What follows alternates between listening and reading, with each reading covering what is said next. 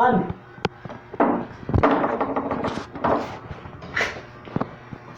guys, it's me Anwel, nata my video. So lagi guys, I'm crash at my PC. Yeah. So, mandin dun. Nun.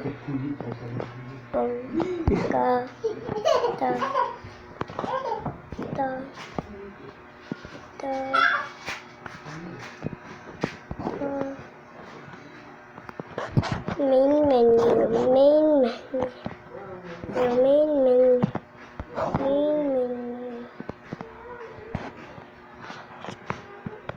The main menu.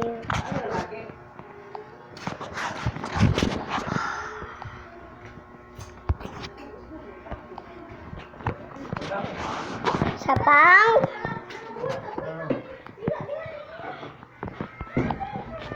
Alexa is so silly. So that means, babes, we're married, right? What? No, we are not. Game.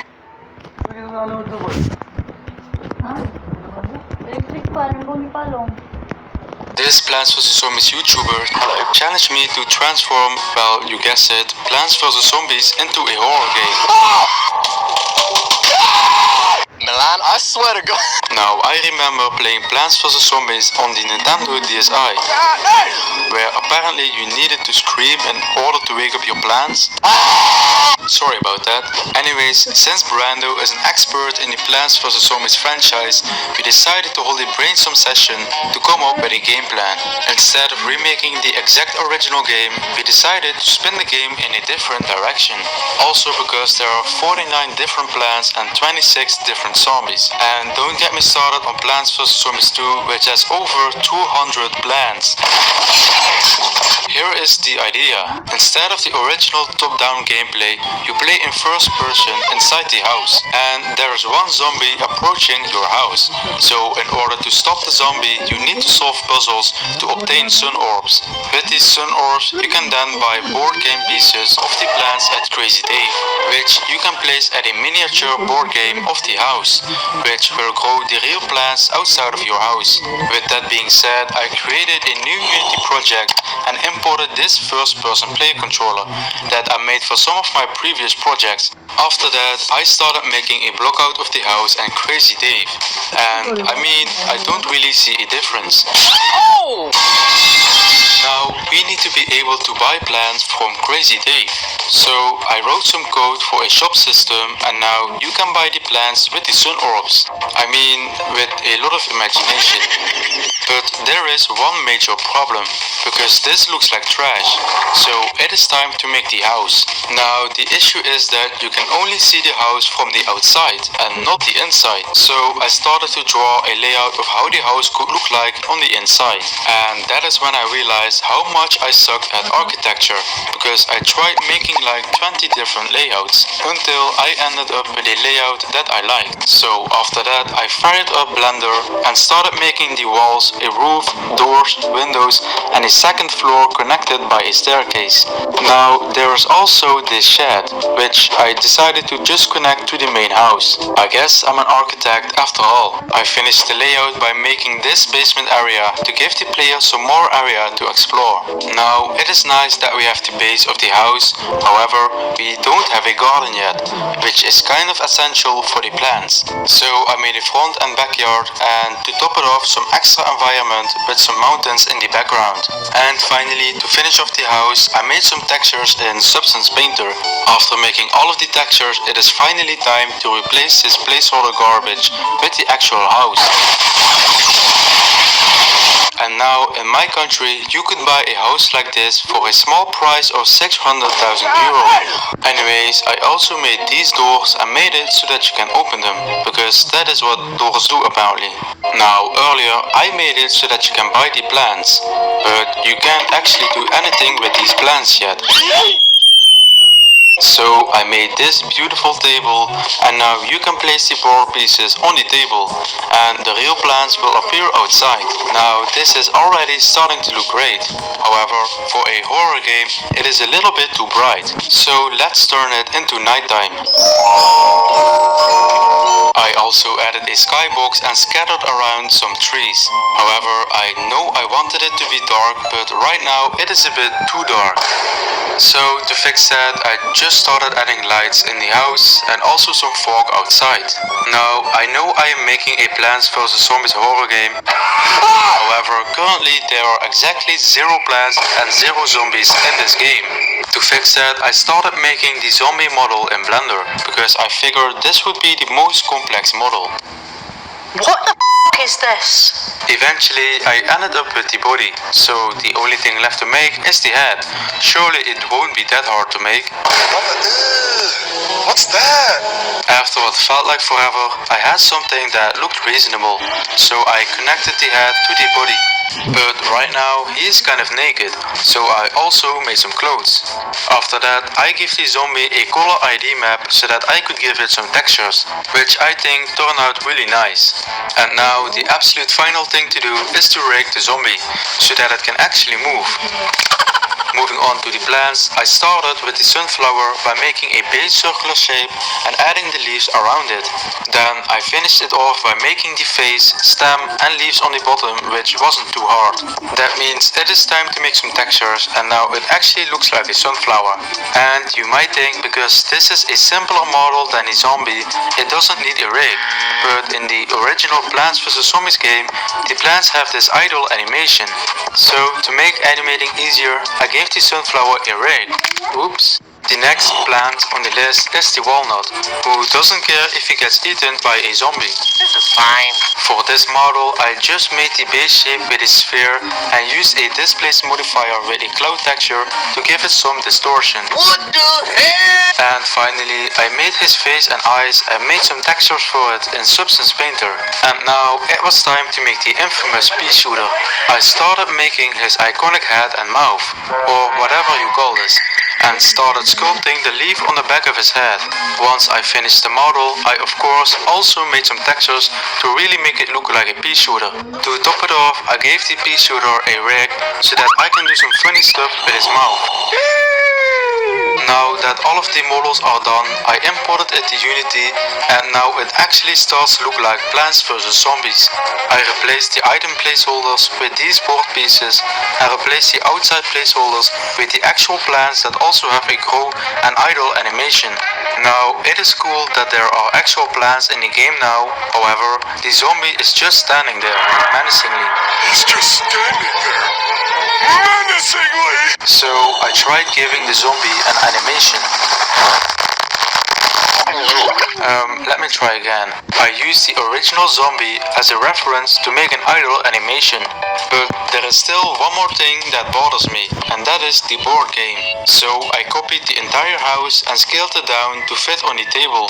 Then I made it so that the zombie board piece tracks the position of the real zombie outside, which looks really cool in my opinion. I basically measured the distance between the curb and the house, and the distance between the curb and the house of the board game. Then I can check how far the real zombie is from the house and apply the same percentage to the board game zombie, so that it is in the same relative spot as the real zombie. The only issue with this is that the zombie doesn't actually move yet. So to fix that, I made a simple script to move the zombie forward. Another issue is that the zombie moves without, well, using his legs. So I cooked up this walking animation with also using the original zombie as a reference. Now these plants and zombie are good enough for now, because there is still one character missing, that being Crazy Dave and his car. Luckily I already have the base of the body from the zombie. I just have to make it a little bit more fat. And now it looks like a certain tech CEO. Once I was ready with the body, I started making his face and details such as his beard with something called meta balls. Hey, yo! And we can't forget the cooking pan on top of his head. But I noticed that without his beard and eyes, he kind of looks like that guy from the movie about meatballs. Anyways, after I finished the model, I started making textures for it, but also using a color ID map. Now, we can't have Crazy Dave without his car. So, based on some images online, I made this car model with the shop in the back.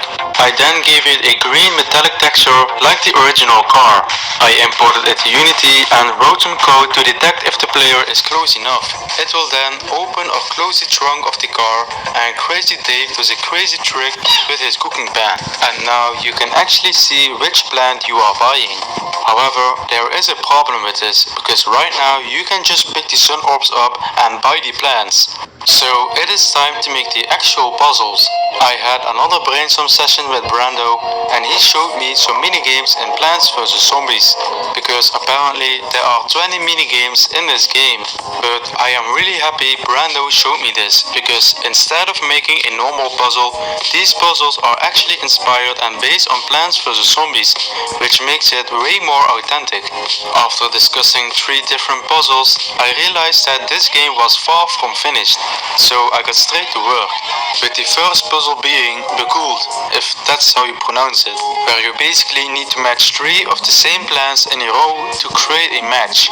So I made a 5x5 grid and started to program the puzzle, which actually made me crash out multiple times because it just wouldn't work and had a million bugs. But eventually I got the swap mechanic working by using raycasts to check for other plants in each direction, and now it looks like a self-made bomb. So to fix that, I made this model that looks like a chessboard, and I started to replace all of the placeholders with existing models I made earlier. Finally, I modified the code to check if there's a row of 3 sunflowers, 3 walnuts and 3 pea shooters. Now it is cool.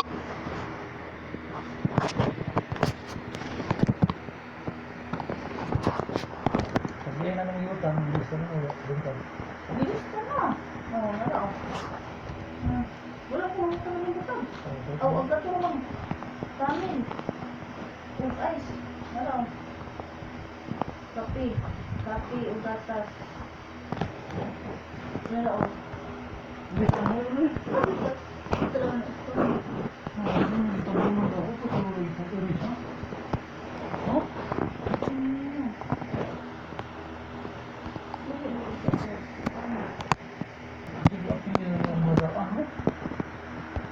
Ako ulit based off sa kuan ko. Ako lista is 1,055 pa sa pizza place. Lagi ba? Karon pizza place. Una kuan naman karon. Otso. Ano yun? Maybe. Masa na yung ginalista kani kani o kani. Una 1,055. 2,000 na kintakay ang kuan. Kani kani. 2,000 na.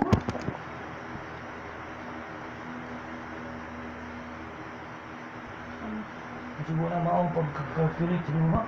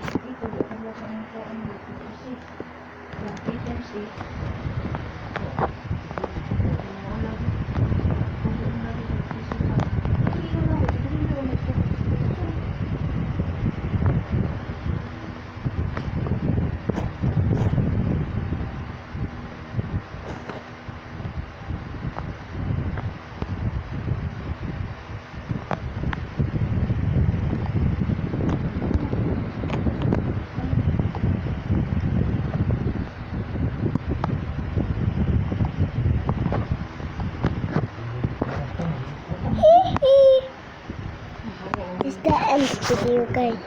Goodbye, guys. See you later.